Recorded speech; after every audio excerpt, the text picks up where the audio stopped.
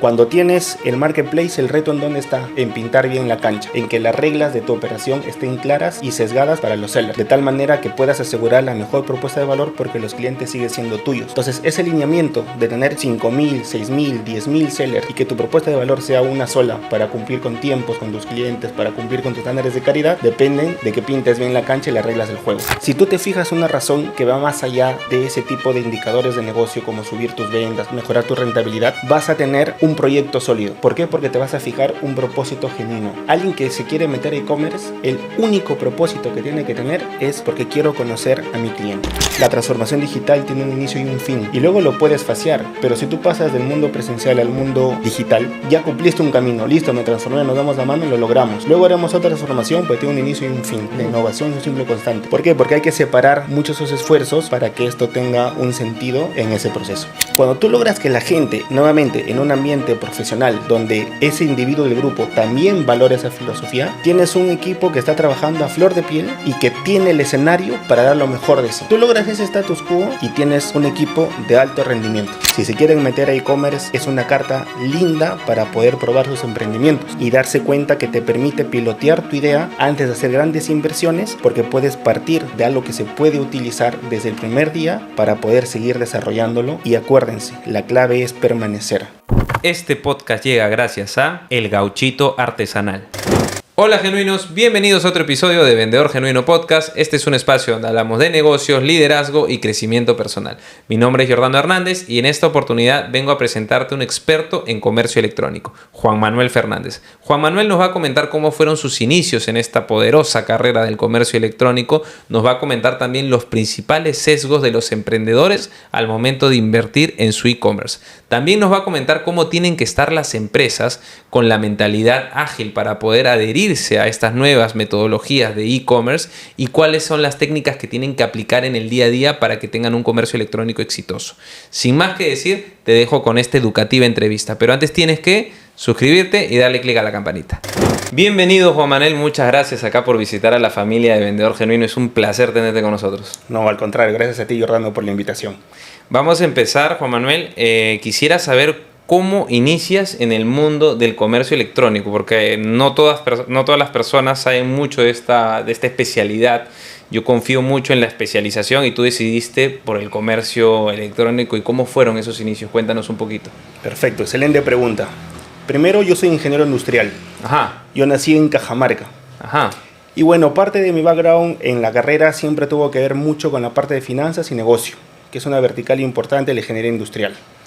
Y cuando yo decido venir a Lima, por obviamente temas de mercado y oportunidad, me topo con una oportunidad como analista de finanzas, justamente para una empresa de comercio electrónico, más o menos en el 2014. Uh-huh. Y esta empresa era Linio. Linio aterrizó en Perú como parte de una incubadora de Rocket Internet en Alemania. Luego bajan a México con el nombre de Linio y se despliega a nivel LATAM. Y vienen con la propuesta inicial de tener un retail totalmente digital, sin presencia física. Ellos compraban, almacenaban y vendían en el .com y luego deciden explorar el modelo marketplace, que ahora está tan de moda, pero en el 2014 nadie lo conocía. Claro. Yo entro como asistente de finanzas para justamente empezar a pilotear ese modelo. Y ahí es donde me enamoro del e-commerce, porque este modelo ¿qué proponía? Proponía dejar el retail atrás y empezar a sumar emprendedores de Perú que tenían negocios formales para que puedan vender a través del e-commerce. Pero imagínate en el 2014 decirle a un emprendedor, vende tus productos a través de esta página y yo te voy a pagar luego después de 30 días. Todo el mundo te cerraba la puerta. Dios, claro. Esas historias de éxito a la larga fueron lo que me hicieron ver cuando los sellers empezaban a traccionar en ventas y empezaban a generar negocios digitales. Uh-huh. Y lo lindo del marketplace es que cuando estás dentro de un .com, todas las empresas son iguales y te defiendes con tu oferta. Porque los productos pueden ser los mismos de un pequeño empresario, de un gigante, pues si tienes un buen precio, un buen stock, tú creas la venta. Claro, o sea, no necesitas tener 500 locales, porque teniendo una buena experiencia del cliente a través de tu página puedes competir con gigantes, ¿no? Exactamente, y depende solamente de tu oferta, porque podías empezar a importar productos sumamente novedosos o antes incluso que los grandes retailers y traccionabas ventas. Entonces, cuando yo empiezo a ver esos casos de éxitos y cómo los emprendedores peruanos empiezan a subirse a la ola, es donde me empiezo a enamorar del e-commerce y digo, por aquí está mi vocación. Claro, qué importante. Y al momento de esos primeros objetivos, esas primeras pruebas que te plantea el e-commerce, ¿cómo era? Porque era un toque incierto. ¿Tuviste que apalancarte de algún estudio, algún mentor? Porque era un vacío, o sea, no había tanta información en el 2014, ¿no? O sea, era Así bien es. complicado de dónde guiarse, quién lo está haciendo bien para yo poder replicar, ¿no? O sea, ¿cómo hiciste? Efectivamente, teníamos que tocar muchos casos internacionales, porque lamentablemente, y algo que sigue sucediendo ahora, otros continentes están mucho más adelantados en la industria. Y con esos casos empezamos a replicar aquí y empezamos a tener esas prácticas que Claro. justamente esta incubadora europea nos la daba. Y tratábamos de aterrizarlo y tropicalizarlo al estadio peruano. Entonces sí tenía que ver mucho con el fit que tú generabas con el mercado de Perú y con estos sellers. Pero estos sellers, cuando se empezaron a dar cuenta que la apuesta era importante, que les empezaba a generar un canal de ventas importante que eliminaba sus costos fijos del mundo Claro. presencial, es donde ellos mismos empiezan, y tú ya no los buscabas, sino ellos te buscaban para preguntarte cómo puedo vender más, y todo empieza a tener un rumbo. Claro, qué importante, porque, o sea, lo que me cuentas es interesante porque es como previo a la entrevista lo estábamos hablando, es una prueba social, ¿no? Seguro uno habrá visto que le está funcionando y el otro le habrá visto que le está funcionando y ya se empezaron a sumar más personas y se hacía más fácil. Exacto, exacto. Empezamos a generar nuevos estratos de mercado, nuevas verticales, nuevas subcategorías, categorías que no tenían mucha exposición en el mundo físico, se empezaron a subir al e-commerce y realmente se volvió un proyecto bastante lindo. Yo tuve la oportunidad de, al final de esa trayectoria que duró como casi 4 años, ya no ver solo Perú, sino también ver países como Chile, como Argentina, donde Linio estaba presente, y poder seguir desarrollando el e-commerce.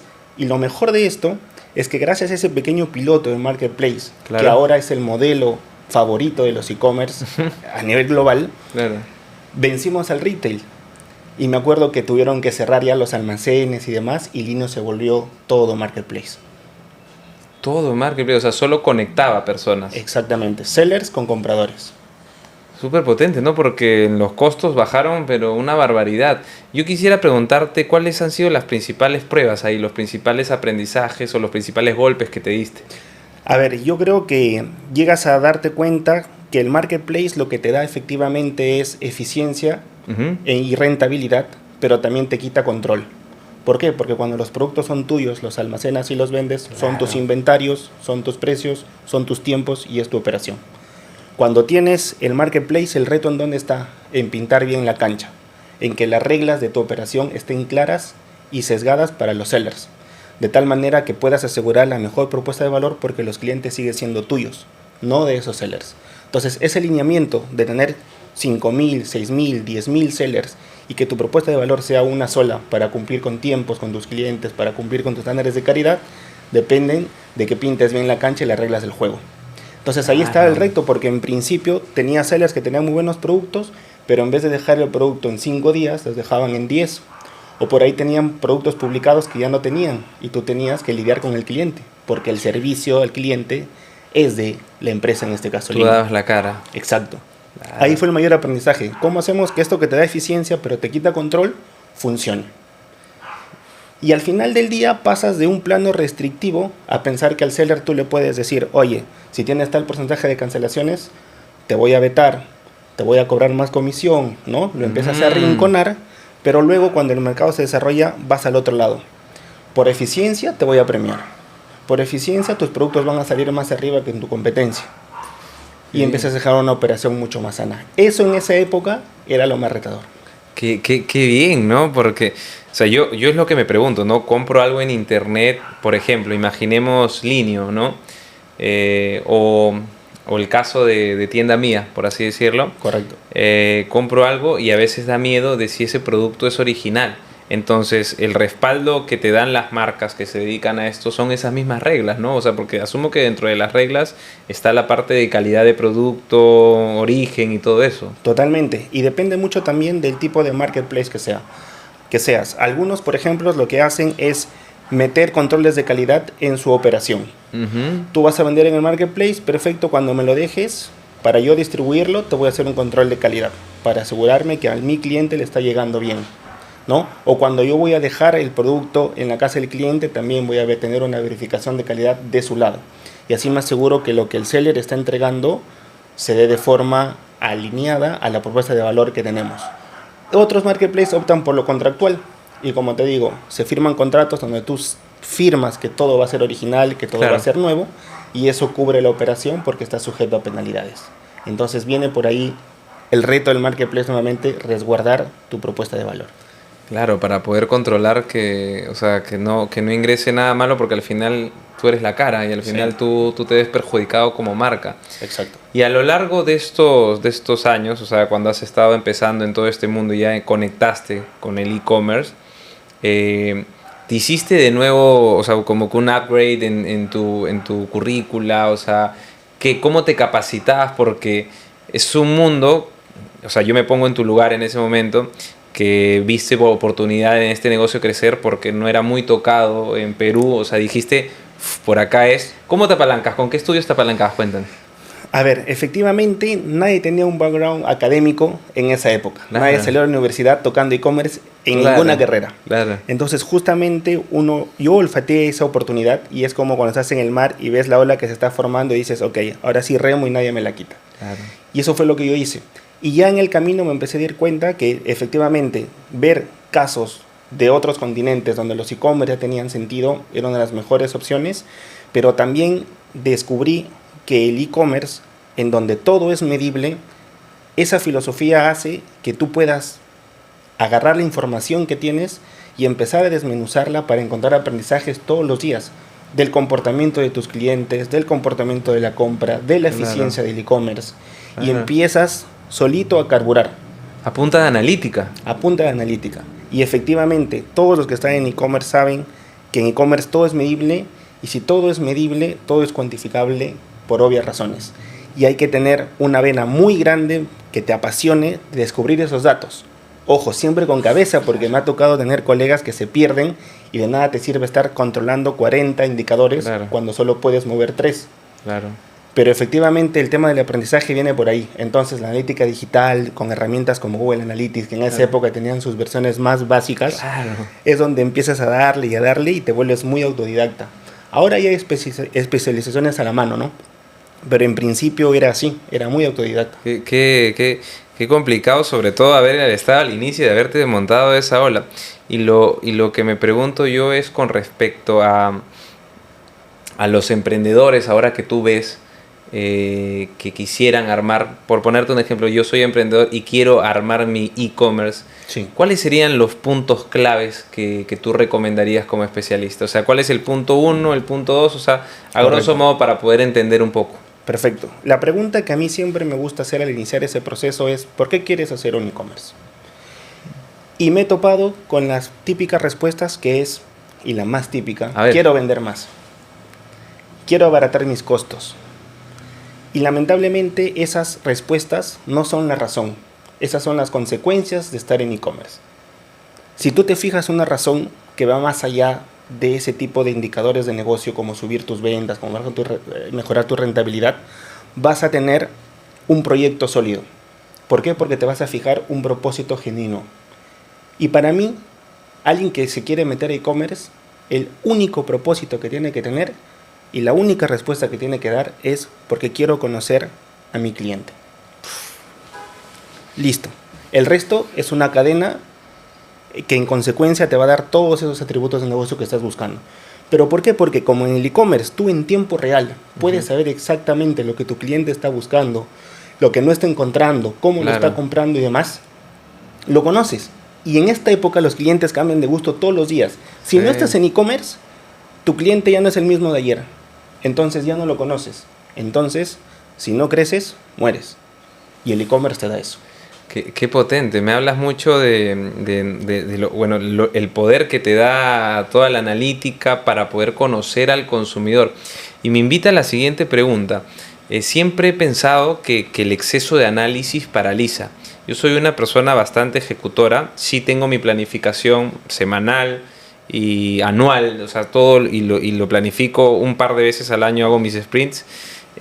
Pero a veces me ha pasado que en algunos proyectos que he querido lanzar el exceso de análisis me ha paralizado buen tiempo, me ha paralizado un mes, me ha paralizado 2 meses y tuve que encontrarme así como que cachetearme para poder salir y sacar a flote ese proyecto. ¿Cómo pasa en el e-commerce donde ves 15 pantallas con los datos y todo? Cuéntame un poquito cómo te ha pasado. A ver, yo creo que hay algo que siempre es bueno meter en la gestión y sobre todo en e-commerce, que es el concepto de agilidad. Viste que hay toda una batería de metodologías ágiles que los profesionales van poniendo en práctica, pero lamentablemente hay una distorsión ahí, porque se asocia la agilidad a la rapidez. Pero para mí la agilidad en este contexto es la capacidad de adaptarte al cambio. Si tú le das la vuelta a lo que me acabas de mencionar, que podría ser interpretado como una desventaja el exceso de información, lo ves con otra perspectiva, de gracias a la información yo puedo detectar que el barco está yendo hacia un lugar donde no me quiero ir y eso me da muñeca para virar rápido, le das vuelta a esa desventaja entre comillas, Claro. y lo aprovechas de la forma correcta. Eso implica no perderte en todas las métricas que puedes analizar. Y a lo que yo también recomiendo a los emprendedores es, tu negocio depende de 5 métricas. El negocio de e-commerce, Giordano, es un embudo. Un embudo que empieza con el tráfico que tenga tu activo digital, una página o una aplicación, y que termina con la cantidad de personas que realmente te vendieron. Y para lograr eso, hay, en mi experiencia, entre 4 y 6 factores que son los que tienes que mirar. El resto va a atacar, pero ya al 1%, al 2% de lo que quieres lograr. El grueso está en 5 indicadores por lo general. Qué importante saber todo esto. O sea, cuéntanos un poquito más de los indicadores, si se pudiera, para poder entrar en ya una parte técnica, porque estoy seguro que se van a quedar con las ganas de conocer esos. O sea, lo voy a preguntar, ¿no? ¿Cuáles son los 5 indicadores que debería tener presente el emprendedor? Perfecto. Si hablamos de un tema de management y de querer hacer que tu propuesta de valor sea la que quieres, y hablamos de e-commerce, de productos, tienes que fijarte que, primero, tienes que darte cuenta que el precio es un gran factor. La fluctuación de tus precios es un decisivo en la compra. Estoy seguro que muchos van a estar en contra mía porque pueden ir por aspectos más abstractos, pero en países como el Perú, el precio te tumba los otros 4 factores, ¿vale? Entonces, el precio tiene que ser siempre, siempre competitivo, porque por ahí otros factores son el contenido de tu e-commerce. Yo vendo camisas y lo que voy a hacer es de que en vez de poner las 5 típicas fotos de camisas, ya tengo un e-commerce con tecnología, con alguien que puedes ponerte frente a la cámara de tu web, de tu laptop, y se puede poner la camisa y puedes ver cómo te queda y demás, que eso es el contenido. Pero nuevamente, si eso está el doble de caro que el de tu competidor, no hiciste nada con ese factor. Pero es importante el contenido. Luego está el tema del assortment. Muchos confunden assortment con stock. Tú puedes tener un e-commerce de zapatillas y tienes solamente 4 modelos y de cada modelo tienes 500 pares, pero solo tienes una variedad de 4. ¿Qué te dice la regla del e-commerce? Que mientras más variedad, más posibilidad de conversión vas a poder tener en ese funnel. Entonces, en vez de tener 4 modelos de 500 zapatillas, mejor trae 40 modelos y ten curvas más conservadoras de stock, para que así, si algo ves que no se vende, lo quemas rápido y sales. Entonces, la variedad es importantísima. Claro. Pero obviamente está la otra cara de la moneda, que de nada te sirve a ti tener un par de cada cosa sin tener profundidad de stock, porque por ahí puedes empezar a perder costo de oportunidad y empiezas a tener un e-commerce con un montón de productos agotados. Entonces, el stock también es importante, pero en ese orden. Y el último factor es obviamente la gestión y el management que uno le hace al e-commerce. ¿Y por qué lo incluyen estos 5 factores? Porque muchas de las empresas que son ahorita físicas arrancan el e-commerce como un piloto, como vamos a ver qué hace el canal digital que va a simbolizar el 5% de la venta. No, esto de acá es una apuesta al 100%. Cuando empiezas un e-commerce vas con las fichas, y lo hablábamos antes de la entrevista también, con un paraguas mucho más grande que simplemente hacer el .com. Vas con un proyecto robusto de transformación digital que incluso trastoca la cultura de la empresa. Porque si no cambias el chip a ahora nos vamos a digitalizar, se te cae el proyecto. Claro, es importante. Lo tocaba en un podcast, hace un par de podcasts con Samuel Sánchez, que es gerente general de Atlantic City, y nos contó su historia, cómo transformó un casino icónico, clásico, donde los clientes entraban por la puerta en un monstruo digital, porque ahora Atlantic City no nos quiso dar datos exactos, pero Atlantic City tiene, o sea, la mayoría de sus ventas es por digital, el grueso de sus ventas. Entonces, correcto, él tuvo que pasar por un proceso de transformación, me contó, y justo los temas que íbamos tocando, porque en las empresas que has acompañado, en las empresas que te ha tocado liderar, ¿qué tanto influye la cultura con la que te encuentras o en general cómo la transformas tú? Correcto. Primero arranco respondiéndote con que el cambio cultural se desayuda al cambio estratégico. Uh-huh. Unos se empecinan a hacer grandes planes de transformación con indicadores, proyecciones y demás, y a veces dejas muy de lado la cultura. Tu transformación cultural, nuevamente, se desayuna a tu plan estratégico. Entonces, de nada sirve si no emprendes eso. ¿Cómo yo arranco ese proceso? Porque yo también he trabajado en consultoría, y la consultoría en transformación digital pone como primera capa base la cultura. La arrancas con un termómetro digital para ver el mindset de la gente respecto a este ecosistema. Claro. Entonces ese termómetro se hace de diferentes maneras, que puede ser encuestas, charlas y demás, para ver en qué curva estás. Y a partir de ahí, otro de los factores importantes es concientizar. Yo no le puedo decir a mi staff de vendedores del mundo presencial, oigan, vamos a hacer un e-commerce porque está de moda ya, espero que les guste, súbanse porque ese es el futuro, chao. Claro. No, ¿por qué vamos a hacer un e-commerce? ¿Por qué va a ser ventajoso también para el mundo físico? ¿Por qué el e-commerce va a apoyar al negocio actual?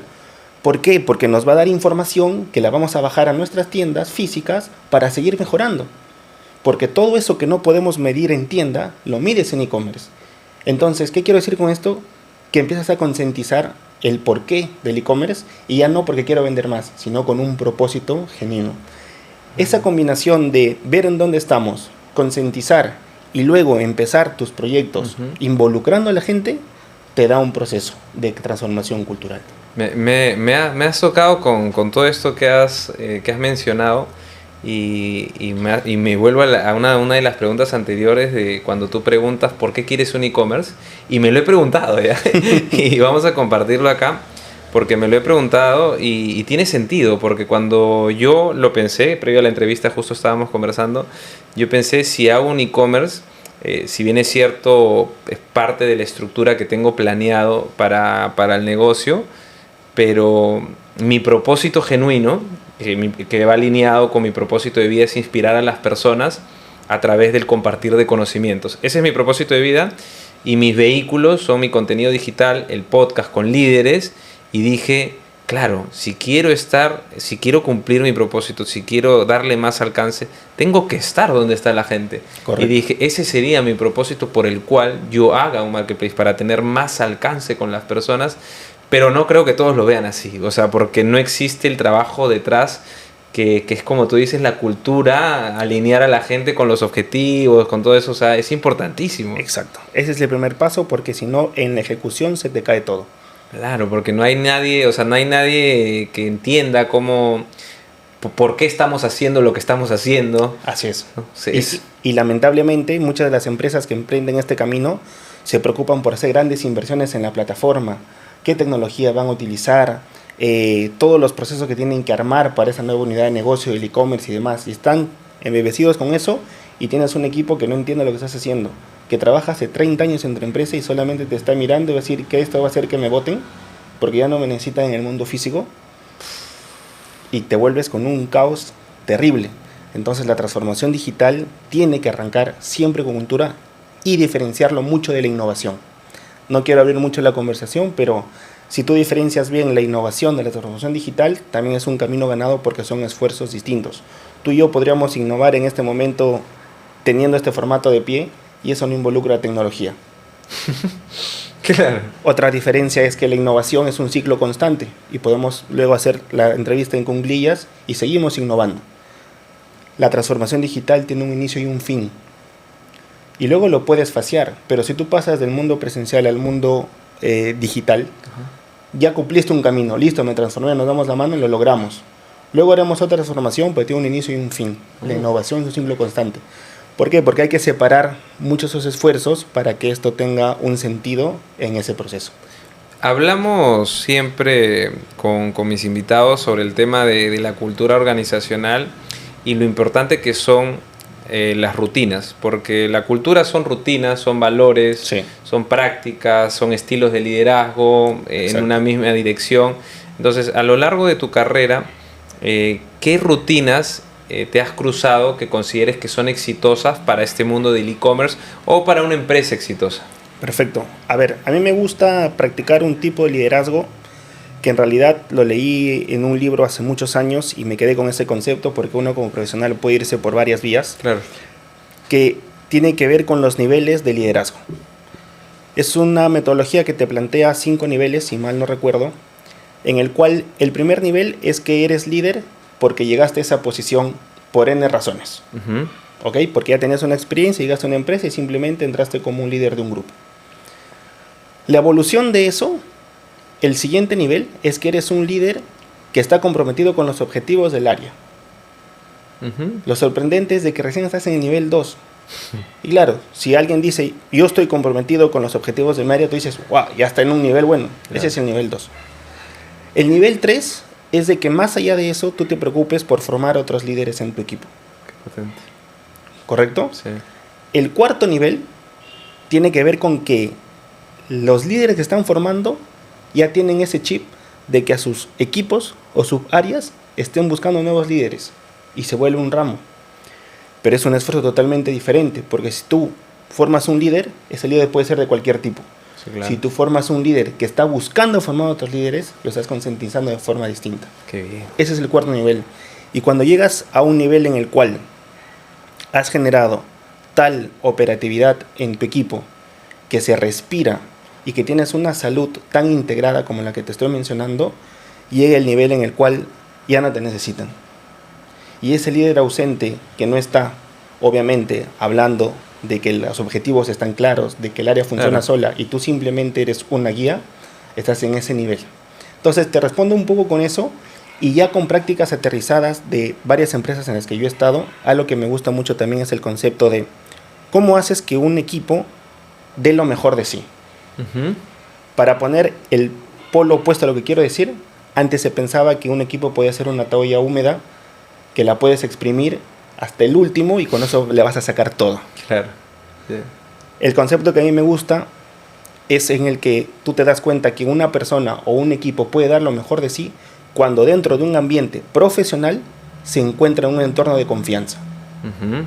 Un entorno que le permite ser sí mismo. Un entorno que le permite saber que el error se traduce hacia arriba y va a ser criticado hacia arriba como lo estás intentando. Ujú. Cuando tú logras que la gente, nuevamente en un ambiente profesional donde ese individuo del grupo también valora esa filosofía, tienes un equipo que está trabajando a flor de piel Claro. y que tiene el escenario para dar lo mejor de sí. Tú logras ese status quo y tienes un equipo de alto rendimiento. Qué potente. Lo conversábamos el otro día y siempre compartimos tips, prácticas y hablamos de una rutina específica para poder crear este ambiente de seguridad psicológica, ¿no? ¿Correcto? Entonces donde la gente ya incluso llega al nivel de desafiar cómo está funcionando el negocio el día de hoy porque se siente tan segura y tan confiada en que su voz es escuchada que te empieza a proponer nuevas ideas, promueve la innovación. Correcto. Y una de las prácticas que me gustó que compartimos acá en el podcast con Juan Luis Guerra, un coach que vino hace poquito, fue la de el círculo de confianza, donde te juntas, imagínate que nos juntamos a las 7 de la mañana, 8 de la mañana en la oficina y empezamos a un círculo y empezamos a compartir el error que cometimos o que estábamos callando o que no queríamos compartir simplemente por no sentirnos vulnerables. Correcto. Y me pareció súper potente esa práctica, nunca la he practicado, siempre soy consciente de que tengo que admitir mis errores de manera frecuente cuando los cometa, ¿no? Pero va bien alineado eso, pero que un equipo, que una empresa genere ese espacio, me pareció súper potente porque te da vulnerabilidad, o sea, el equipo se siente, ya está, ya lo solté, cargas menos peso en la mochila, esos empleados, Sí. esas personas que colaboran con la empresa ya no tienen todo ese peso de, pucha, el error, si se dan cuenta, no, lo comparten y ese espacio yo creo que genera mucho bien para todos, no solamente para los colaboradores, sino para los líderes que tienen un liderazgo tan recto que tú has visto esos líderes que no quieren aceptar ni un error. Es una locura, pero sigue habiendo. Sí. Y me parece brutal. Esa es una práctica que me gustó mucho, por eso te la compartía. Sí, totalmente. Ese ámbito justamente te da las señales de que tienes un equipo sano y un equipo en el cual tú también puedes medir la capacidad de respuesta de esa filosofía. Porque obviamente, y esto, donde se deforma el asunto y hay líderes que abandonan este modelo es porque lo ven con otra perspectiva y dicen, pero tampoco voy a tener un equipo que se equivoca todos los días. Obvio, estamos hablando de un tema profesional, Claro. pero las reglas también están claras. Hablamos de riesgos calculados. ¿Por qué me equivoco? Porque yo tenía la intención de lograr este resultado y había un 5% de probabilidad que se dé el resultado negativo. Ujú. Y se dio. Me equivoqué. Pero calculaste el riesgo. Y lo hiciste porque tienes una iniciativa perenne. Porque si lo estás haciendo de loco, tampoco se desvirtúa el asunto, ¿no? Claro. Entonces, generar ese tipo de ambientes, por eso siempre lo aclaro, en un plano profesional de confianza, se vuelve sumamente nutritivo a la larga. Sí, porque los objetivos, lo conversábamos el otro día, puede ser que este error se haya cometido porque la persona no estaba capacitada, puede ser que la persona tenía mucha sobrecarga laboral. Correcto. O sea, identificar bien por qué tu gente se equivoca creo que es un gran paso para avanzar. Y a lo largo de tu carrera en todos los equipos que has liderado, debe haber alguna particularidad diferente porque los skills que tiene cada persona en un equipo de e-commerce debe ser diferente. Lo digo porque si manejas tanta analítica, Sí. Debe ser potente la capacidad que tengan de manejar varios cuadros, de manejar varios dashboards, a manejar varias variables que te puedan mover hacia una dirección, o sea, o proponer alguna estrategia nueva. Y viene la siguiente pregunta. ¿Cómo contratas, Juan Manuel? O sea, ¿cómo eliges a los participantes de tu equipo? A ver, primero yo creo que hay que quitarse de la cabeza ya que una empresa es la suma de áreas, que es una estructura tradicional. Ujú. Una empresa es la interacción de áreas. Cuando tú comprendes eso, te das cuenta que la diversidad que pueda tener tu equipo se vuelve una ventaja para ti. Ujú. Y ya no te sesgas a que alguien para un puesto determinado tiene que ser 100% analítico o alguien tiene que ser 100% creativo. Claro. Porque esa diversidad te va a aportar en todos los niveles. Entonces, ¿qué quiero decir con esto? Que yo a lo largo de mi carrera lo que he tratado de identificar es ya no pensar en administrar las diferentes áreas, sino las fronteras entre las áreas. Y te pongo un ejemplo práctico. Toda empresa siempre va a tener una tensión entre el área de marketing y el área comercial. Cuando la venta baja, comercial dice que marketing no hace bien su trabajo y viceversa, Sí. nuevamente cuando la venta baja. Vale. ¿Qué sucede? ¿Cómo encuentras sinergias? ¿Cómo encuentras que si la venta va mal, nos va mal a todos? Cuando tienes un modelo organizacional que tiene métricas de negocio integradas. Es decir, Ujú. yo soy comercial y yo también tengo KPIs para adquirir nuevos clientes, que es algo directamente proporcional de marketing. Pero mi propuesta comercial contribuye a eso. O comercial también dice, oye, yo hasta el momento estoy cumpliendo con mis campañas de marketing, pero no se vende porque tu producto es malo. Claro. No, no es así. Si no vendemos, también te afecta a ti y tú tienes el KPI de venta. Porque acá nos va bien a todos o no. Para regresar en concreto a responderte cuando hago una contratación, busco esa amplitud de gestión. Ujú. De gente que no trabaje agachada, sino con la cabeza arriba, ya sea analítica o sea creativa. Y que realmente pueda entender que todos los objetivos que vayamos cumpliendo sean una consecuencia. Me han escuchado decir, creo, ahorita mucho el tema de diferenciar la razón de la consecuencia.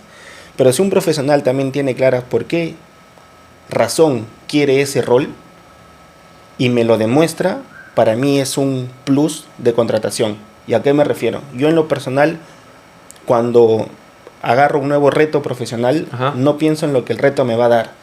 Pienso en el siguiente paso. Lo que estoy aceptando o por aceptar ahorita me lleva al paso siguiente en el que voy a estar. Claro. Y si eso me hace sentido, voy. Es lo mismo cuando entrevisto. ¿Por qué quieres ese trabajo? ¿Por qué quieres trabajar aquí? Porque a futuro quiero tener mi propio e-commerce. Va, hay amplitud de gestión. Sí. Y siempre empiezo por los soft skills. Luego al final, obviamente, si esa persona ya está conversando conmigo, es porque tiene una capa interesante de los hard skills, ya sea Claro. por experiencia o por estudios. Ya pasó. Pero para mí lo primero es eso, esa amplitud de gestión, de ver más allá. Qué interesante. Y a lo largo de los pasos que has dado en distintas empresas y los equipos que has liderado, otra vez, ¿cómo consideras que es tu estilo de liderazgo? ¿Y cómo crees que te ven los demás? A ver, quiero creer que soy parte del grupo desde el día uno y que trato de que lo que se haga o lo que tenemos que hacer como equipo sea un ejemplo de lo que yo ya hago. ¿Correcto? Ujú. Hay una metodología también que habla de cómo tú capacitas a una persona a lo largo de la experiencia contigo en su equipo. Y habla de 3 pasos. La primera, miras cómo lo hago. Ujú. La segunda, te enseño a hacerlo. La tercera, miro cómo tú lo haces. Y listo. Si respetas esos pasos que pueden parecer simples y lógicos, pero si los extrapolas a un proceso de semanas o de meses hasta que alguien está metido, tienes un camino bastante correcto en la inserción de esa persona a la organización, ¿no? Entonces yo quiero creer que efectivamente cumplo con esos steps y que soy el claro ejemplo de cómo se pueden hacer las cosas.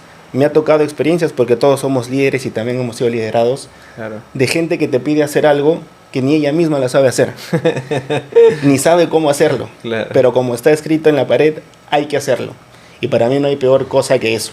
Entonces mi liderazgo hace que se sienta que es parte de, que lo puedo hacer, pero que sobre todo sé que las personas que he contratado son mejores que yo. Y eso también es clave, y se me olvidaba de tu pregunta anterior. Claro. Para mí es muy importante contratar a gente que siento que es mejor que yo, que en la etapa en la que está, comparada con mi etapa en ese momento, es mejor que yo. La única forma de hacer que las cosas funcionen es contratar gente que tú consideras que es mejor que tú en lo profesional. Eso te va a llevar al otro nivel. Si en el momento de una entrevista a ti te gana el poder, ¿no? De decir, no, yo soy tu líder, yo soy tu jefe y demás, y contratas gente solamente para empujar un grupo y tienes miedo a eso, te has generado una barrera totalmente mediocre.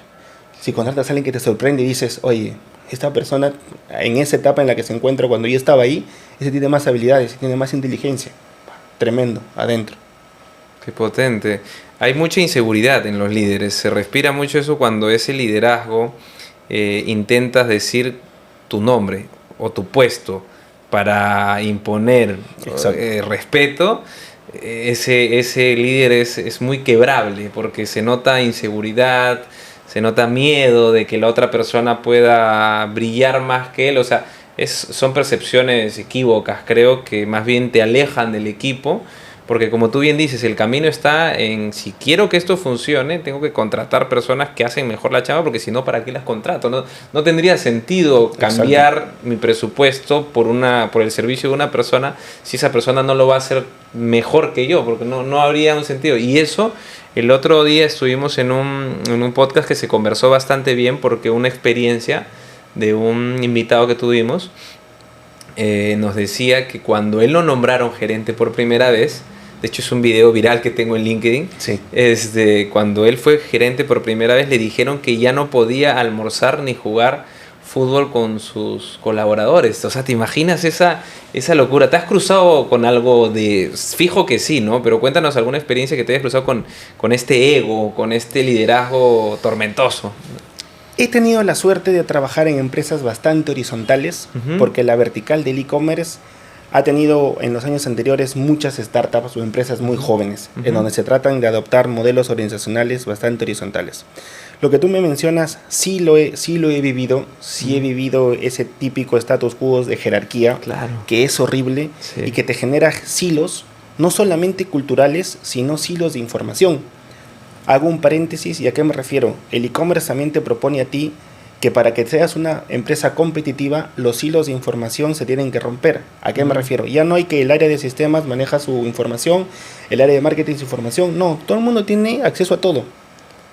A poder visualizar la data de cómo van las cosas, y esto te genera integridad. Claro. Pero no me desvío. Entonces, algo que quería resaltar era que, lamentablemente, cuando yo hago el balance de las empresas internacionales en las que he trabajado y las empresas nacionales, en Perú esto se sigue dando mucho más. Las empresas internacionales tienen un chip en el cual nadie es mejor que el grupo. Nadie por sí solo es mejor que el grupo. No importa si eres el CEO, no importa si eres el head comercial, nadie es mejor que el grupo. Cuando tienes eso, eliminas cualquier protagonismo. Y la cultura impulsa eso. Si nadie es mejor que el grupo, ya no existe la ventaja, ni la ambición, ni todos esos motivos retrógradas que te impulsan a ser un jefe de ese tipo, porque a nadie le importa. Acá lo que le importa es la foto grupal cuando lograste la meta en grupo. Listo. No hay cancha, no hay escenario. Claro. Hay una frase que dice, tú tienes que ser el mejor para el equipo, no el mejor del equipo. Correcto. Hay gente que contrata por eso. Exacto. Qué interesante, sí, me gusta esa filosofía y tiene que ver mucho con la cultura organizacional, porque yo en mi carrera también me he topado con bastantes personas que han liderado así y me atrevo a decir que en algún momento yo hace muchos años tuve una clínica dental y fue la primera experiencia que tuve emprendiendo. Sí.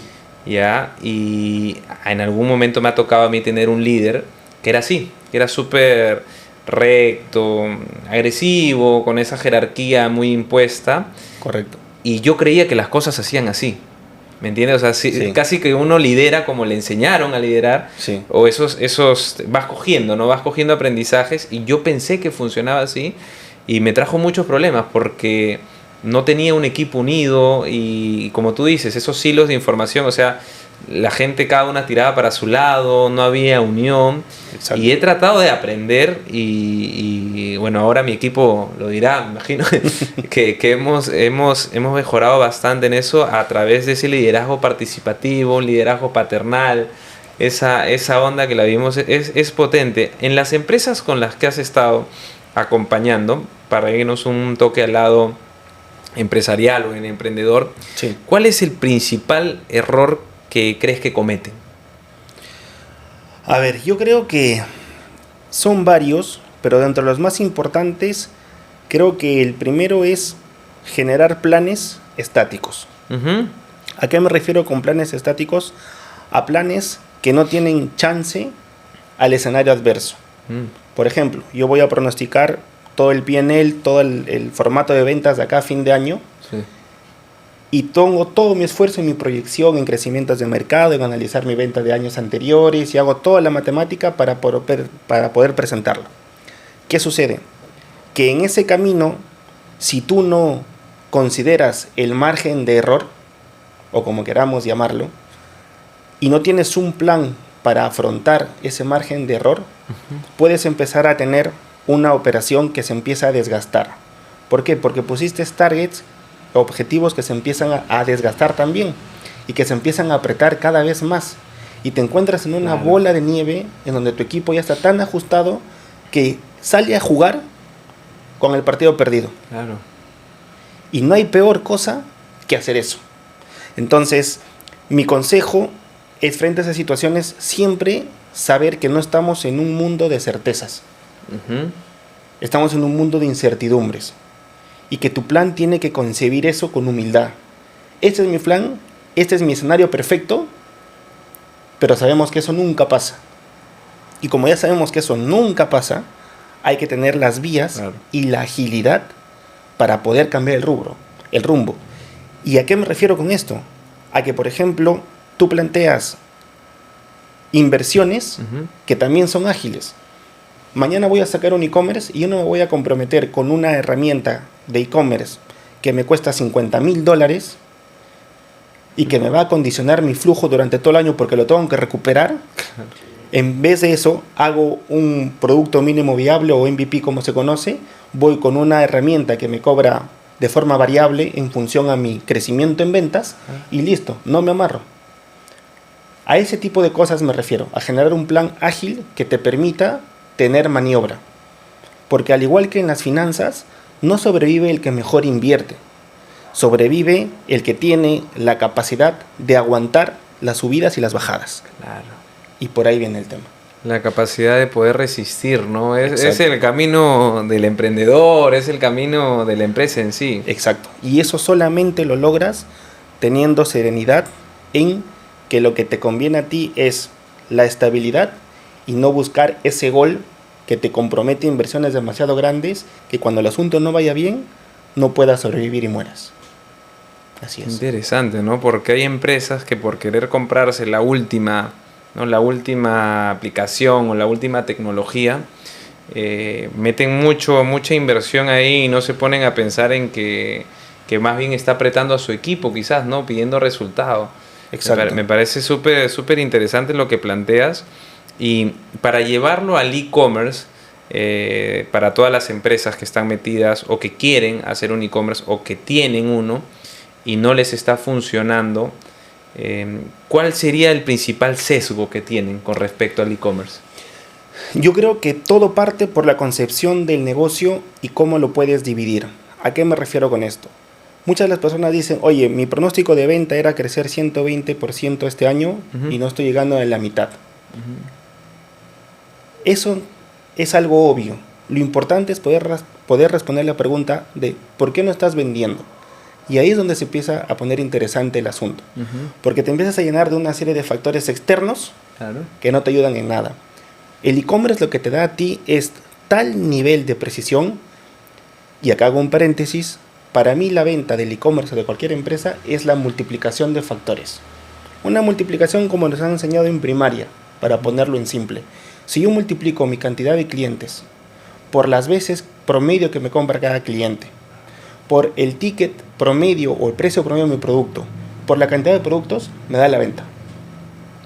Esa es mi operación, mi multiplicación de promedios.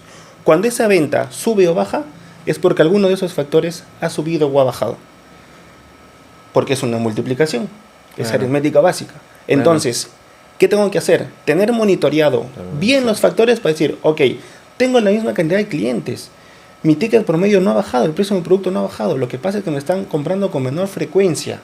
Ok, doble clic, revisemos. ¿En dónde ha bajado la frecuencia? Y empiezas a hacer cortes de información. ¿Qué tipo de cliente es el que te está frecuentando menos? ¿Qué categoría ha bajado su frecuencia en la venta de tus productos?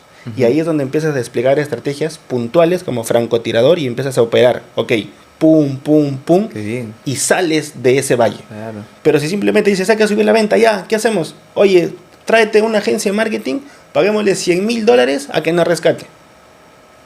La agencia de marketing te dice, te traje 2 millones de visitas, yo llego hasta ahí, listo, ¿tenemos presupuesto para seguir? No, cerramos. Entonces va por ahí, por poder dividir el monstruo para poder atacarlo y tener nuevamente planes ágiles que te permiten manobrear. Claro, o sea, partir el problema y desmenuzarlo y a través de eso empezar a atacar. Importante, importante que se toque este tipo de cosas porque seguro que muchas empresas, como tú dices, contratan, creen que siempre el problema es el marketing y empiezan a querer gastar el presupuesto. Olvídate. Ahí. Incluso a veces el problema no solamente es la parte inicial, que es todo el marketing digital que te trae el tráfico que necesitas. A veces es la última parte, es tu postventa. De repente tú tienes un tema de que te dices, la gente piensa que el e-commerce termina en el .com. Cuando te dicen, gracias Giordano por comprarnos. No, la experiencia de que te tiene que llegar todavía bien a tu casa, que tiene que haber una satisfacción de tu lado, que tiene que haber una correcta atención de cualquiera de tus reclamos, todo eso es parte del e-commerce. Y si quieres dar un paso más allá, capaz tienes un problema de ventas porque tú me compraste, en teoría salió todo bien, pero no vas a volver a comprar porque no te fidelicé. Y esa es otra etapa que hay que apuntar. Ahí recién termina el asunto. Cuando salió todo bien, me quedé en tu top of mind y la siguiente compra de los productos que yo oferto las vas a hacer conmigo. Ahí está el trabajo hecho. Si tú te quedas en el embudo del e-commerce hasta simplemente gracias por comprar, no estás atacando el problema en 100%. ¿Qué estrategia de fidelización has utilizado y la que más te ha funcionado a lo largo de los años? A ver, para mí parte primero con un proceso de venta óptimo. Porque no hay mejor fidelización que el cliente reciba lo que buscó o incluso más. Y hay un indicador muy bonito que muy pocos e-commerce lo utilizan, que es un concepto de la orden perfecta. Muchos e-commerce piensan que las órdenes perfectas son cuando todo salió bien y listo, y Giordano está contento. Pero hay que ir más allá. El e-commerce nace para que los clientes tengan un servicio autónomo. Yo para comprar ya no necesito hablar con nadie, ni preguntarle a nadie, nada de eso. Simplemente entro, busco, compro, lo encontré, me conviene, listo. Entonces, ¿cómo mides las órdenes perfectas? También cuando las órdenes salen bien, pero cuando ya no necesitas que los clientes te pregunten cosas. Cuando ya no te contactan a tu call center y le dicen, oye, ¿y en cuántos días me va a llegar? Oye, ¿y si compro con mi tarjeta, hay seguridad? ese porcentaje de órdenes que no tienen ningún tipo de contacto son órdenes perfectas. Cuando tú te pones en ese estadio de precisión y de acidez y decir, mi porcentaje de órdenes perfectas es 5% y lo quiero llevar a 10%, estás en otro nivel de gestión. Porque ya no solamente estás cuidando la experiencia, sino estás concibiendo que realmente tienes un e-commerce totalmente autónomo. Qué bestia, ¿no? Súper saludable. O sea, un e-commerce que no depende de ti, pero asumo que para esto hay muchas personas metiéndole cabeza a predecir las necesidades que podrían surgir de los clientes, ¿no? ¿Sabes cuál es el principal tip que yo doy en este camino? Uh-huh. Que el motor de mejora continua de cualquier e-commerce es el servicio al cliente. Uh-huh. Pero el servicio al cliente bien manejado. Por ejemplo, ¿qué sucede? Que a veces el servicio al cliente se mide por la calidad de atención. Claro. Yo como gerente general bajo a servicio al cliente y digo, cuéntame tus indicadores. Bueno, en el mes de marzo nos hemos demorado tanto en atender, nuestro porcentaje de atención de llamadas ha sido esto y demás. Eso está totalmente desfasado. Eso está bien, es la eficiencia del área, pero no es mi motor de mejora continua. ¿Qué debe de hacer una área de servicio al cliente? Del 100% de veces que me han contactado, las voy a clasificar. 30% ha sido por temas de marketing, 20% ha sido por tema de operaciones, y así por cada una de las áreas. Yo como gerente general llamo a los gerentes de esas áreas y les digo, oye, por responsabilidad de tu área, claro, el 20% de clientes del 100% nos han contactado. A ti, el 30% de los contactos de este mes han sido por logística, por tus tiempos. Tienes una meta el próximo mes. Disminuye esa porcentualidad. Pero qué interesante lo que me cuentas, ¿no? Porque es súper, o sea, si lo administras así es más fácil hacer el negocio. El servicio al cliente no tiene que buscar atender mejor, tiene que buscar que ya no lo contacten. Claro. Esa es la diferencia. Claro, o sea, para que pueda vivir solo ese negocio. Exacto, ahí estás al otro lado. Wow, qué interesante, me gusta esa manera en la que veo. Y veo que vives este tema con bastante pasión, Juan Manuel. Y se te nota tu lado profesor. Justo lo conversábamos previo a la entrevista. Y quisiera saber qué rol te gusta más de ti. ¿El rol de profesor o el rol de alumno? ¿Y por qué? A ver, has tocado una vena interesante ahí, porque efectivamente soy profesor de algunas escuelas de posgrado acá en Perú. Y realmente creo que cuando hablamos de e-commerce propiamente dicho, el rol de profesor es algo que a mí me gusta mucho, porque realmente siento que todavía hay una curva de aprendizaje bastante grande y que toda la pasión con la que te hablo es porque me encanta destruir mitos. Ajá. Me encanta destruir toda esta parte superficial de lo que realmente es e-commerce y todo el mundo digital, con la experiencia que tengo para poder decirles, oigan, lo que importa son estas 5 cosas. Y me encanta hacer eso. Claro.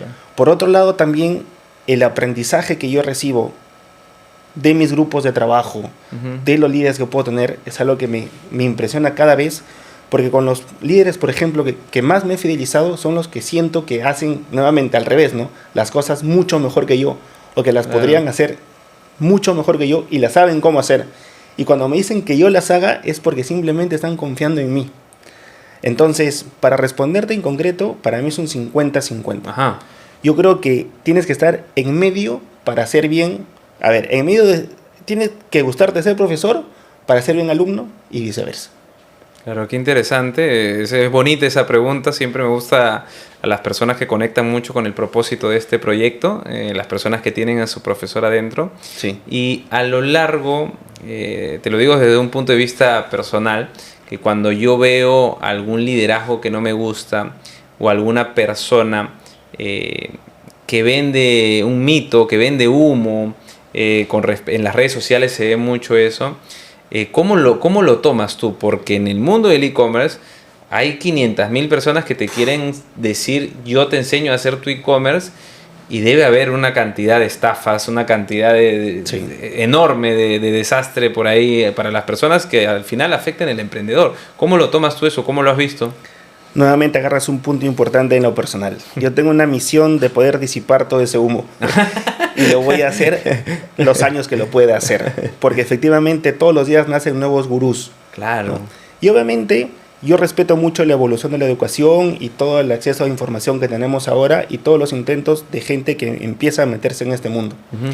Pero realmente la experiencia ya real en la cancha es algo que para mí pesa mucho cuando quieres empezar a llevar todo este conocimiento. Ujú. Si me preguntas cómo yo lo tomo, lo que trato de hacer siempre es de concentrarme en esas verticales, en esos factores probados que ya tienen una historia probada y que sabes que los resultados son los que te van a dar.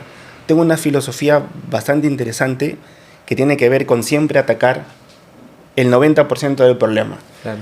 Y por lo general, cuando lo atacas, te das cuenta que son las dos cosas que necesitas hacer para que eso se dé. Si te pierdes en otro 10%, que por lo general tienes que hacer un montón de cosas, y que es lo más fácil que estos nuevos gurús se ponen a hablar, es donde te pierdes en el camino. Entonces, para mí, es muy importante que lo que hagas sea medible y sea mejorable. Ajá. Si hablamos del e-commerce. Si alguien viene a mí con una propuesta y me dice, lo vamos a hacer así, lo vamos a medir así y por ende lo podemos mejorar así, ok, dale, confío en ti, para adelante. Pero si me dices, esta es mi idea, ok, ¿y cómo lo medimos más o menos? Ujú. ¿Y en qué periodo de tiempo vamos a poder tener resultados para ver? Dale una vueltita más. Entonces empiezas a tener ya mecanismos en el cual empiezas a decantar lo que va y lo que no va, ¿no? Claro, claro, es interesante porque, como tú dices, disipando las dudas de los emprendedores, porque muchas personas quieren tener su e-commerce por la moda, ¿no? Por la moda, yo quiero tener mi e-commerce y Sí. como conversábamos al principio de la entrevista, no hay un propósito real detrás, no hay un propósito genuino Exacto. detrás, y al no haber un propósito genuino detrás, también te invita a caer más en estas estafas porque realmente tú lo quieres hacer por hacer. No es Exacto. que haya algo detrás que realmente sostenga esa causa. O sea, es importante también trabajar el liderazgo para la persona que está gerenciando el e-commerce. Totalmente. Y como te decía en principio, quitarse de la cabeza que el e-commerce es el .com. El e-commerce no es el .com. El e-commerce es una unidad de negocio Ujú. que usa un .com como canal de venta, al igual que puede utilizar WhatsApp como canal de venta. Claro. Pero un e-commerce es concebir un ecosistema que tiene un propósito por el cual lo está realizando y que va a tener una sinergia interna. ¿Por qué? Porque un .com, un e-commerce necesita una pasarela de pagos, necesita una estrategia de marketing digital, necesita un partner logístico. Y cuando ya te empiezas a dar cuenta de todo ese plan del que estos gurús falsos no hablan, Claro. ya puedes disipar esa información. Entonces el consejo siempre es poder analizar casos de éxito en vez de predicciones de éxito, Claro. que es muy distinto. Claro. Cuando dices esos casos de éxito y obviamente sabes que no estás en un escenario de certezas y hay que darle el toque del mercado en el que te mueves, es donde puedes separar todas esas teorías falsas de pon tu .com mañana, haces esa estrategia de marketing y mañana vas a tener 200% de venta de crecimiento con el mes anterior. Porque eso no sucede. Todo es una relación de factores. Acá no hay magia, acá hay analítica. Ujú. Te sostienes bastante en la coherencia de los números, ¿no? Eso es que no hay otra, no hay ciencia más cierta, por así decirlo. Exactamente. Obvio siempre va a haber un campo para la intuición, Ajá. para la experiencia profesional que uno tiene y para poder dirigir el negocio. Pero en e-commerce eso es el 2%. Claro, porque todo lo tienes ahí, todo es medible, hasta la Eso- experiencia, cuántas personas entran a tu tienda. Eso o es, sea, ya no puedes escuchar, no, hágalo, porque a mí me ha funcionado así en el otro lado. no Ya, tiene pero- sentido. Pero ¿cómo? No, háganlo, porque en mi experiencia, está bien. ¿Cómo? Y listo. Claro, en e-commerce es más fácil recomendar porque tienes más sustento, tienes todo el sustento posible de algo que te ha funcionado y tienes el cómo me ha funcionado. Mira, toma estos números, toma estos datos. Exacto. Porque algo que me gusta hacer mucho frente a un problema o a un objetivo que hay que cumplir es ya no preguntar qué hacemos. Esa pregunta te abre un sinfín de respuestas vagas. Es cómo lo hacemos. Ujú. Y tú mismo ya construyes un framework mental de hasta dónde llevar las iniciativas. Claro. Y tú metes eso en tu gente y la gente antes de poner sus alternativas o estrategias sabe que tiene que llevar ese framework. Hay otra metodología también que se llama modelo de medición, Ujú. que para los emprendedores también la recomiendo mucho. Tú construyes tu propósito, que esa nuevamente es tu guía y lo tienes que poner Claro. en la pared. Claro. Y tu propósito lo vas a conseguir cumpliendo objetivos. Ujú. ¿Cuántos objetivos? siempre para mí no deben de contarse con más que los dedos que tienes en una mano. Claro. Esos objetivos van a poder ser logrados fruto del éxito de las estrategias que tú pongas por cada uno de esos objetivos. Entonces, mentalmente te construyes un árbol. Tienes un propósito que tiene 3 objetivos y cada objetivo tiene una batería de estrategias. Claro. Hasta ahí estamos bien. El error común del emprendedor es querer medir la estrategia. La estrategia no se mide. Continúas tu árbol porque cada estrategia necesita una ejecución. ¿Qué son esas tácticas? Claro. Entonces, sigues construyendo tu árbol con tácticas por cada estrategia y a la táctica le pones el KPI. Pero ¿qué has logrado con esto, Giordano? Que has conectado KPI con propósito, porque es un árbol de consecuencias. Y ahora es medible tu propósito. Exacto. Qué interesante, súper potente. Cuando yo hago mis planes, los hago de la misma manera, los hago, para compartir un poco acá, los hago como el hombre que camina en la montaña. En la punta de la montaña está mi objetivo, ¿no? Mi subobjetivo, mi propósito está por encima de... pero cuando me planteo un objetivo lo pongo encima de la montaña y voy arrastrando para atrás. Correcto. ¿Qué tendría que suceder para yo estar en esa cima de la montaña? Pongamos que dábamos a fin de año, diciembre. Que de hecho así lo hago. ¿Qué tiene que suceder en noviembre? Tendría que tener tal cosa. ¿Y cómo voy a llegar a esa cosa? ¿Con qué recursos cuento para llegar a esa cosa en ese momento?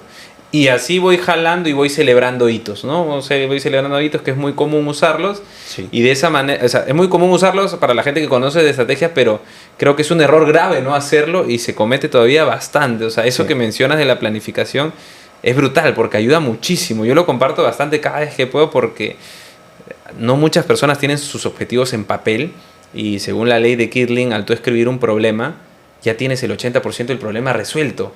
Y la gente no lo escribe, su problema. Yo pasé un proceso de depresión en alguna etapa de mi vida y lo escribí en una pizarra, me acuerdo, cómo me recupero de la depresión. Correcto. Y empecé a generar cosas, a generar estrategias, empecé a generar tácticas, como tú dices, para salir, o sea, para llegar a mi objetivo. Pero es muy poco usado esto. O sea, la gente no lo usa porque se lo toma ligera los objetivos. Así es, así es. Yo creo que cualquier mapa mental y cualquier plan te hace mucho más digerible lo que quieres hacer.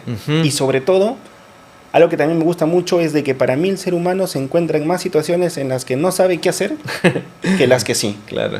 Y cuando estás en una situación empresarial en la que no sabes qué hacer, tienes que empezar por saber lo que no quieres hacer. Y este tipo de frameworks te ayuda a descartar esas cosas, porque cuando empiezas a escribir y pones un objetivo que no sabes cómo lo vas a medir, ni qué estrategias, o no tienes los recursos más listos, chao, ni lo hablemos, ya no me perturba. Y empiezas a disipar. Porque al final es eso, empezar a sesgar hasta que llegas a un plan que ya tiene un sentido para ti. Te genera mucha eficiencia, ¿no? No gastas energía en vano, ni recursos, nada. Exacto. Mucha eficiencia. Exactamente. ¿Cómo, con todo este trabajo del e-commerce que representa bastante trabajo de controller y bueno, tomar decisiones en base a la analítica, cómo equilibras tu vida profesional con la personal? A ver, también soy fiel creyente que uno tiene que separar bien esos planos porque se vuelve un ciclo constante. ¿A qué me refiero con eso? La persona que descuida ser mejor persona para ser mejor profesional termina siendo todo lo contrario. Termina no haciendo nada de lo que se ha propuesto porque si no eres mejor persona no puedes ser un mejor profesional y eso está totalmente demostrado. Sí. ¿Correcto? Sí. Parte de poder hacer eso es dividir los planos. Pero algo que sí me sucede es que yo soy un tipo que para resolver un problema o esquematizar un proceso o sacar un proyecto adelante, no tiene un espacio en el cual se sienta y diga, ok, voy a pensar en el proyecto A y en las soluciones, saco una hoja y me empiezo a escribir. No. Mi metodología es interiorizo el problema o el proyecto o la idea o lo que, como queramos llamarlo, y ya la tengo acá. Y puede ser que el sábado esté corriendo, pero como ya la tengo dando vueltas, es como que, ¡pum! ¡Uy! Ya está. Listo. El lunes avanzamos. Entonces, en ese aspecto sí lo mezclo, pero lo que me sirve a mí es no tener espacios en los cuales se traslapen los dos aspectos. ¿no? Porque puedo compartir con la familia y demás, pero te comprometes tanto que te salen en el momento que menos te lo imaginaste. Sí. Pero eso no quita que puedas separar los planos y que puedas avanzar de esa manera, ¿no? Para mí, el tema de desarrollo personal es fundamental para ser buen profesional. Sí, yo no disocio tampoco ni el campo personal ni el campo profesional, o sea, es una sola persona, solamente que tiene facetas distintas, ¿no? La faceta de Juan Manuel como profesional, la faceta de Juan Manuel como esposo, Exacto. o sea, por así decirlo, o sea, y conociendo, o sea, cómo ves tú el liderazgo, confías bastante en la congruencia. No puedes ser un buen profesional y ser malo como persona en tu familia, o sea, está mal, ¿me entiendes? Exacto. Y de ahí se desprende, y ahorrando un concepto que a mí también me gusta mucho resaltarlo, que es una opinión personal mía. Uh-huh. Yo voy a utilizar la palabra odio. Uh-huh. Odio cuando una empresa dice somos una familia. Uh-huh. Lo odio. Ajá. Porque para mí es un concepto que obviamente tiene un fin bueno, pero te entras en una trampa de doble filo. Porque un grupo profesional que tiene un propósito claro es un grupo que también tiene que estar consciente de que cuando las cosas no avanzan o se cumple el determinado proceso o no hay concordancia, se toman decisiones fuertes. Uh-huh. Y eso es parte de la salud de un grupo profesional. Si tú extrapolas eso y lo concibes como familia, claro, a tu hermano no le puedes decir, oye, ¿sabes qué? No te vuelvo a ver. claro, no lo botas, ¿no? Entonces tenías un fin noble, pero generas un status quo que tú mismo estás impulsando que el asunto se vuelva personal. Porque le estás diciendo familia. Tienes razón. Y eso no le sirve a nadie. Sí, tienes mucha razón. Es una relación, lo conversábamos en un podcast anterior con Omar Hidalgo, un experto también en innovación, que nos comentaba que las personas, o sea, si tú, o sea, no puedes decirle a un profesional con una empresa es una relación de conveniencia. O sea, en la familia, o sea, te conviene darme un abrazo. O sea, no es tanto así, pero en el otro lado, en el lado profesional, estoy acá porque espero crecimiento profesional contigo. Correcto. Espero recibir una remuneración. Espero aprender más, tener más aprendizaje, tener buenos líderes. Entonces va más ahí, como tú dices, ¿no? Es una relación súper profesional y Exacto. si la gente se lo toma personal puedes caer en el error. Totalmente. Y parte de que sea sano es de que las cosas estén claras. Las reglas, como dijiste. Exactamente. Qué buena, qué buena. Vamos a pasar a una parte que siempre la llamo, que es las preguntitas de ping pong. ¿Correcto? Que es lo que tengo acá. Acá está. Que es preguntas ping pong, respuestas breves con Juan Manuel. Vamos a ver. ¿Tu mayor fuente de inspiración? Mi familia. Ajá. Un libro que debería leer todo el mundo. La psicología del dinero. Ajá. Creo que lo tengo. El mejor consejo que has recibido. Sé tú mismo. ¿Dónde desconectas del trabajo? En mi casa. Si pudieras hacer un cambio inmediato en todas las organizaciones, ¿cuál sería? Disipar el humo. Ay. Si no te dedicaras a lo que haces hoy en día, ¿qué serías? Chef. Chef. Y si Juan Manuel se muere el día de mañana, ¿de qué se perdería el mundo?